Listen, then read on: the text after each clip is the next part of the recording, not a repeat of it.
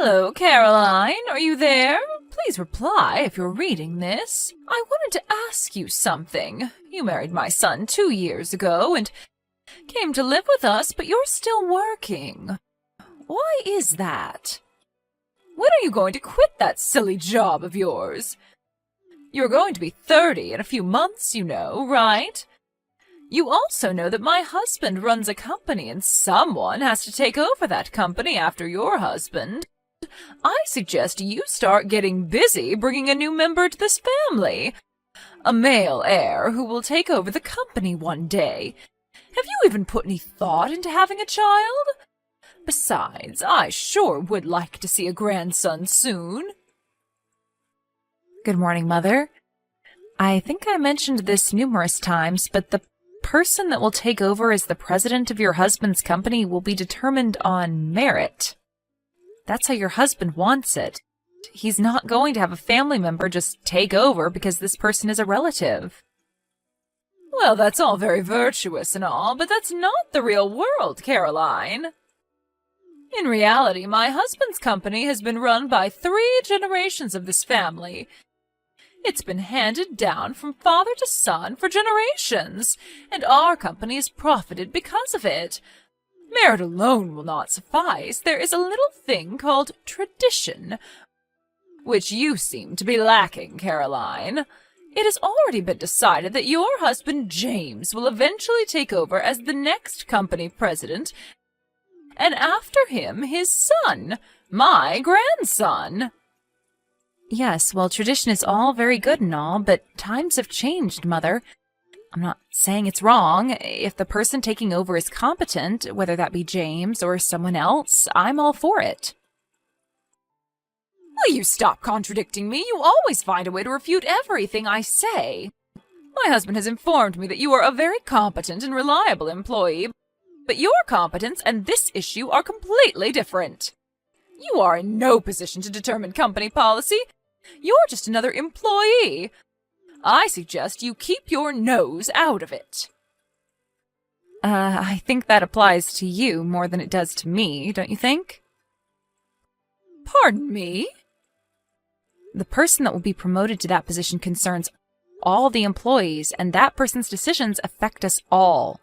You've never in your life worked at your husband's company. It seems obvious that it's you that has no right to decide who becomes the next company president or any other position. How dare you? How could you say that? I'm this company president's wife, for God's sakes. I certainly do have the right. Yes, I'm quite aware of that, but that makes no difference whatsoever. Makes no difference? Have you lost your mind, Caroline? I'm in possession of all my faculties, thank you. Do you really think that just because you're the president's wife that you can make such an important decision? Well, I have the right to. Just doesn't seem logical to me is all. This is getting nowhere. All you have to do is just stop complaining and work on giving us a grandson so that someday he will be able to take over this company and continue this long-established custom. If you have time to spurt such nonsense, I suggest you use your time more wisely by having a child. Right now, I'm giving my work priority above all, and I've talked long and hard about this with Jim. Pardon me? I know you complain to Jim about this matter all the time, and he gets irritated because you're so bull-headed about it. But could you not take that frustration out on me? I have other things to worry about. Jim said that? I wasn't trying to be difficult or anything. Just so you know, Mother, Jim is sitting right next to me and seeing this entire conversation. What? Are you serious? Why didn't you say so before? You better be ready for a line text from him later on, and it won't be a very pleasant one, I can tell you that. You tricked me into this, didn't you? You had him sit down and witness this conversation. How could you? Even if I denied such an absurd allegation, you wouldn't believe me, so what can I say? This is getting really exasperating, Mother. I really have to go. Goodbye. Caroline, are you seeing this? Answer me! I want you to come home right away and do a little cleaning. The place is a total mess. You married into this family and you live in this house. You have an obligation to do some of the chores. Sorry, Mother, I'm still at work and I have to do some overtime tonight. Got a project to finish up. Sorry. Are you serious? My husband left his position as president to become the chairman. There is not much time left for you to get to work conceiving a child. And why are you still working? There's no need. I want you to resign and stay home and fulfill your role as a wife. Excuse me? You want me to be an obedient little housewife? Is that it? Are you all right, Mother? You know I'm not the type. Like I said, I give my work priority above all. Are you still going on about that? Anyways, Jim did the cleaning as soon as he got home earlier. He just sent me a line saying that he finished. Wait, you're having James clean the house? Don't tell me he's also cooking. Yes, sometimes, anyways. We're not even living together anymore. How could you even know the place is a mess? We both share household chores. When he's busy, I do the cleaning and cooking. That's what we agreed on. I don't need you telling us what to do. Don't tell me you want me to come to your house and clean, too. Is that what you're getting at? Is that what a housewife has to do? This sounds like your typical mother-in-law pestering her son's wife kind of scenario, like in some daytime soap opera. We didn't opt to live near you guys just so you would pester us day and night. How could you say that? It's a mother's duty to look after her son and, in extension, his wife. To pass the experiences of being the wife of a company president. I'm sorry, Mother, but before you start with all the same old hot air again, I received permission from Jim to respond however I saw fit. Just so you're aware. Jim gave you permission? And what's this about hot air?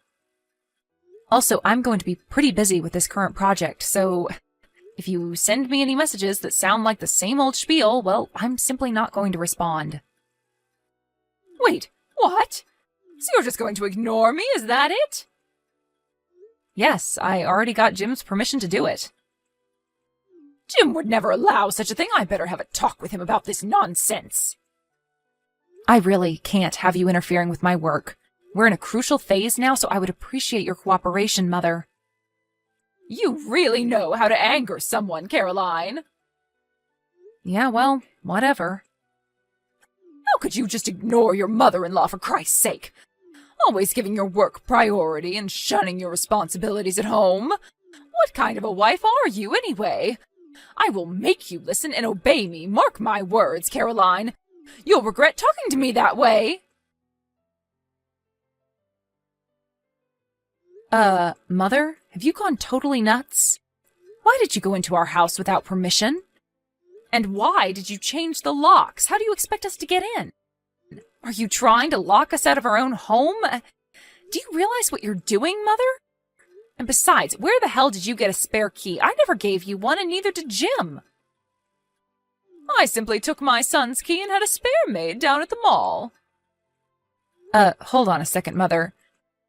You had a spare made without us knowing? Yes, when he visited us last month, I saw his key case on the kitchen table. And when Jim and my husband were watching that football game, I drove down to the mall and had a spare made. He never knew it was missing. You just went and made a spare key to our house? For what, may I ask? Yes, that's because you two would never give me one. Jim promised he would when you first moved in. If I don't have a spare, how am I supposed to go over there and check the place and see that you're doing your duty properly? Mother, do I really have to explain? Stop right there, Caroline. If you want to enter this house again, I suggest you admit that you were wrong and obey my every demand. I want you to pledge that you will never disobey me, the mother of your husband, the current company chairman. And you mustn't forget that I'm the current president's mother. I want your solemn oath that you will never, ever again defy or refuse to obey your mother-in-law. I want your word or you're not entering this house. Wait a second. Did you just say the current president's mother? I'm not sure I understand you. That's right. Why is it so surprising? Just leave company matters to the current president. That would be my son, and focus on conceiving a child. You're the president's wife. There's no reason for you to work. Do as I say, Caroline, or there will be consequences. If you're so dedicated to your job, well, you can continue, but that means you'll have to divorce my son. And that's final. Oh, okay. So that's what you want me to do, huh? You want me to just resign from this company? Am I understanding you correctly, Mother? That's exactly what I'm trying to tell you. Have you finally gotten that through your little head? There are plenty of other employees that can take your place. That's what a company is for. You work, and when your time comes, you retire to raise a family. It's the normal course of things. Simply just resign and focus on bringing us a grandson. That's your role. It's about time you learned that, Caroline. Oh, okay, Mother. That means we'll just have to see the demise of this company, I suppose. You're joking, right? The company won't go under just because one of its employees resigns. You hold yourself in too much regard, my dear. Mother, you never fail to astound me.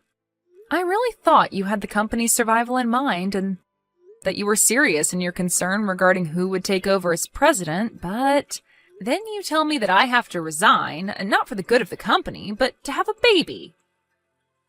What are you trying to say, Caroline?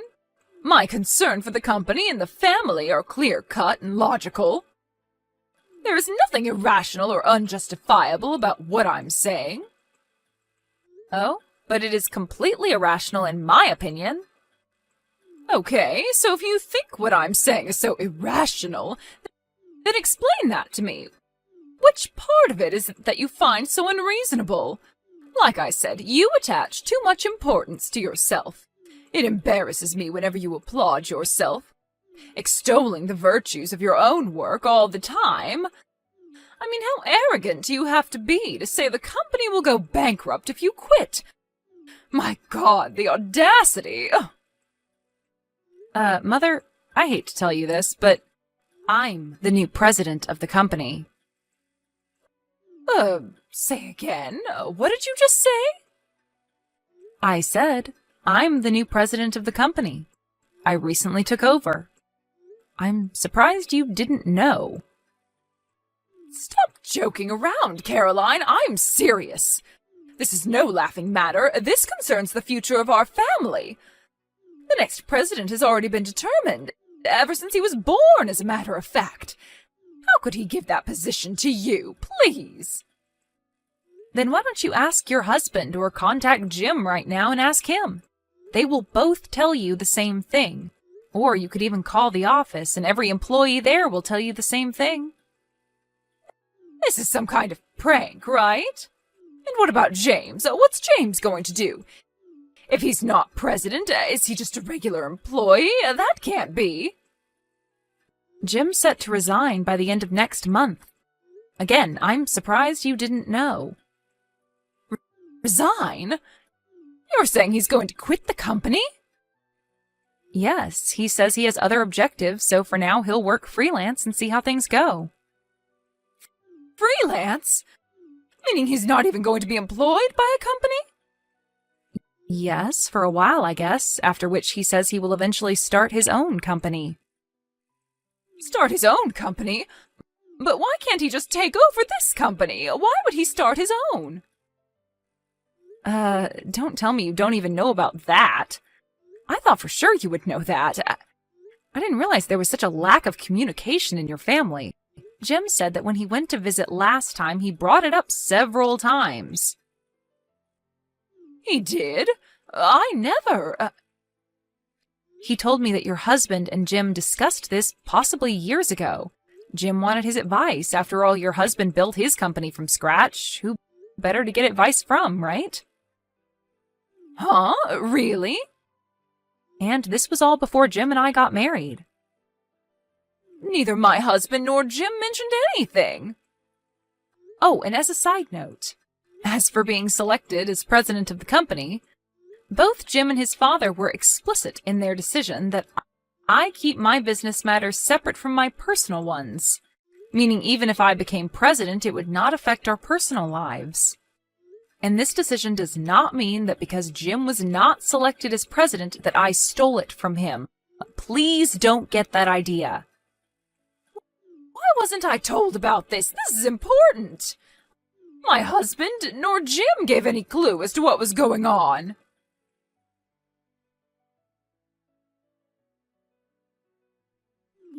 Caroline, answer me right this second. Why is my husband divorcing me? What did I do that was so wrong?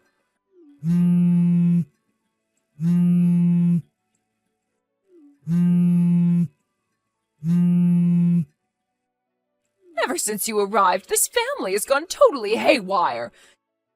You ruined our family, Caroline. And why did Jim throw away the opportunity to become the president of his own family business? And now he's a freelancer? Why? And my husband, he didn't lift a finger to stop him. As a matter of fact, he encouraged him to quit and become a freelancer.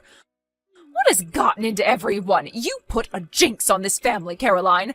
But the worst was yet to come. They appointed you as the next president of our company? How did you manage to dupe everyone? And now my husband wants a divorce? This is like some nightmare. Well, for one thing, you came barging into the offices of our company announcing to everyone of your status as the president's wife, screaming and demanding that your son be appointed president and that after him, our non-existent son, your grandson, be in line to take over after him. That didn't go over too well, especially with your husband. He was humiliated in front of all of his employees. Well, I only did that to protect our... If that security guard hadn't stopped you, you were going to come barging into my office and make a scene. Weren't you? But your actions were futile. A complete waste of time. Did you really think that you would be able to change policy or any decision the company makes? You have zero authority to make such demands. But I'm the president's wife. It doesn't matter, Mother. I'm sure your husband told you many times about his frustration with the old traditions. That generation after generation you select a family member as president.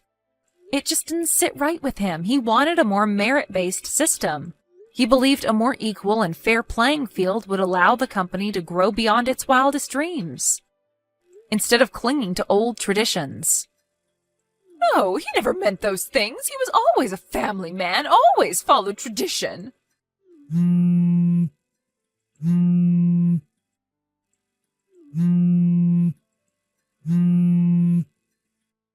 Please, Caroline, talk to my husband and ask him to rescind this silly divorce. He doesn't need to do this. I'll change. Please convince him. I really can't do that, Mother. It's really not my concern. Why? Why can't you at least do this little favor for me? Please, Mother, work it out yourself. I have nothing whatsoever to do with your marriage. It's kind of late. I have to get some sleep. Goodbye. Please, Caroline, help me. Okay, I'll give you my blessing. How's that? I give you my blessing that you become the next president. Will you then help me in return? And about who will take over after you, well, I'll leave that up to you and James. You two can make that final decision. I won't interfere at all. What do you say, Caroline? Please? Please convince my husband to think it over. Please. Caroline, are you still there? Please don't cut me off. Please, Caroline, I need your help. Actually, my father-in-law told her that he was considering me as the next president, but she just wouldn't listen. Her mind just seemed to shut down whenever he brought up the subject. She couldn't accept the fact. The only thing that was on her mind was that her son was destined to become the next president, and that the wife would have to stay at home and have babies. Eventually, I was appointed as the next president, but that fact never entered my mother-in-law's mind in the slightest. Her son was the only person in the world that would be appointed, and that was that. There was no convincing her. She was so programmed by her self-delusions, a form of self-hypnosis, if you ask me. It was probably in that state of mind that made her barge into the office and cause the embarrassing scene in front of all those employees. My father-in-law was so infuriated by the incident that he began to question why he was even married to her, which eventually led him to file for divorce. After the divorce went through, she received a comfortable settlement and returned to her grandparents' home back east. But her spendthrift ways as the president's wife never really waned, and her savings quickly diminished. Her grandparents were worried that she would next target their meager savings and pension, and quickly cut ties with her. I heard she was living all alone in some beat-up apartment downtown doing various part-time jobs to make ends meet.